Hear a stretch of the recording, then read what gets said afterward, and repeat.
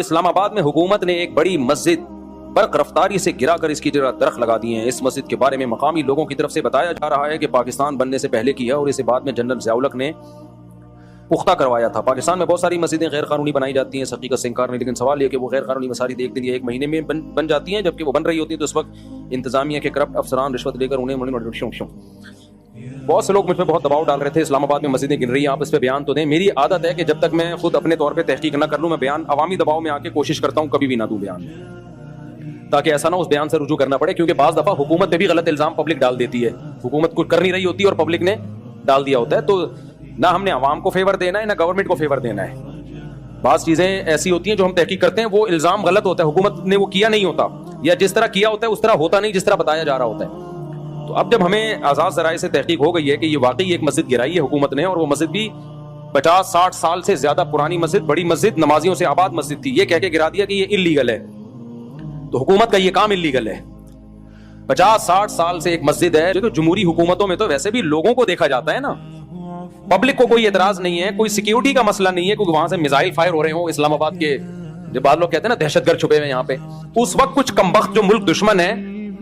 وہ اس طرح کے مسائل کھڑے کر کے عوام کو حکومت کے خلاف کر دیتے ہیں تاکہ ملک کی ایسی کی تیسی ہو جائے, کیونکہ عوام جب گورنمنٹ کے اگینسٹ جائے گی نقصان بہرحال کنٹری کو ہوگا. تو جنہوں نے بھی یہ کام کیا ہے بدبختی والا کام کیا ہے, شرعی لحاظ سے بھی غلط کیا ہے,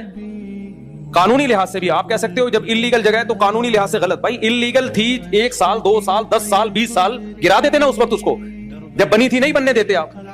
ایک مسجد بن گئی ہے, نمازیوں سے آباد ہو گئی ہے, نہ اسلام آباد کے لوگوں کو اس پہ اعتراض ہے, یا تو ہوتا ہے نا کوئی کہہ رہا ہوتا ہمارے راستے میں آ رہی ہے, یہ ہماری نہر یہاں سے گزر رہی ہے, کچھ بھی نہیں ہے. خام خام پنگے بازی اٹھ کے ان حالات میں ہم لوگوں کو سمجھا رہے ہیں ملک سے محبت کرو, ملک کا بیڑا غرق ہو رہا ہے, اور یہ حکمران اس طرح کی حرکتیں کر کے ہمارا بھی منہ نہیں چھوڑتے کہ ہم ملک کی محبت کی بات کریں. 14 اگست سے پہلے یہ کام کیا کم وقتوں نے, لوگوں کی 14 اگست خراب کر دی ہے. لوگ جھنڈے لہرا رہے ہیں اور کہہ رہے ہیں کس منہ سے لہرائیں جس ملک میں مسجدیں محفوظ نہیں ہیں. تو یہ اسلام دشمن ایجنٹوں کا کام ہے, جو بھی یہ کر رہا ہے وہ اسلام کا بھی دشمن ہے, ملک کا بھی دشمن ہے, اور بہت اچھا کر رہے ہیں لوگ وہاں کھلے میدان میں جا کے نماز پڑھ رہے ہیں, پڑھتے رہو, وہاں چھوڑنا نہیں اس جگہ کو ایسی کی تیسی. تو انہوں نے گرانا تھا اسی وقت گراتے جب یہ بن رہی تھی, اور ضیاء الحق کی پرمیشن ہے. وہ فواد چودھری صاحب ہیں, وہ بیچارہ کبھی بھی کوئی منہ سے ڈھنگ کی کوئی اچھی بات منہ سے نکالتا نہیں ہے. وہ میں نہیں کوشش کرتا کہ نام لے کے لوگوں پہ رد کروں, جب منہ سے بولے گا کوئی الٹی پلٹی بات ہی کرے گا منہ سے,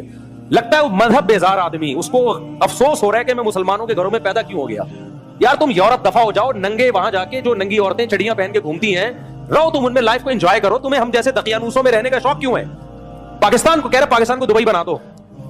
کمبخت تو چلا جا نا, دبئی تیرے پڑوس میں ہے نا, چلا جا.